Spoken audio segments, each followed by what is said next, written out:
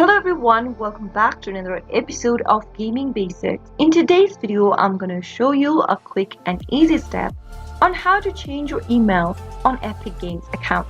First, open your Epic Games application or simply log into www.epicgames.com, and then after you are logged into your account, click on your profile icon or your profile avatar at the top right hand corner. In the pop-up, click on Account.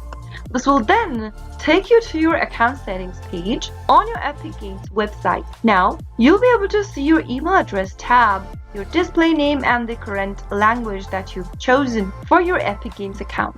Simply go and click on the pencil icon right next to email address and then enter the new email address you are trying to change to in the text box. Soon after you do that, click on the Continue button, and then you'll need to go through a security code verification.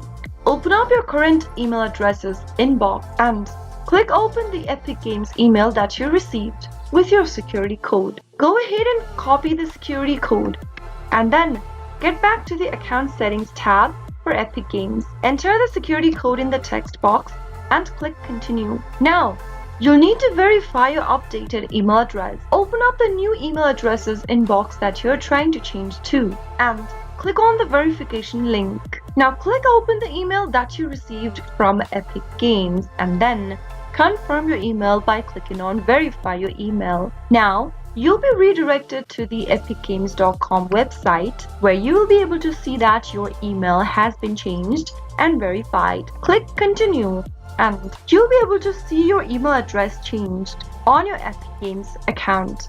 That was how you can easily and quickly change your email address on Epic Games. If you found the video to be helpful, go ahead and give us a thumbs up. Also, don't forget to subscribe to our channel by hitting that subscribe button. Press the notification bell icon so that you'll never miss another upcoming upload from us. I'll be back with more of these tutorials again. Thank you for watching.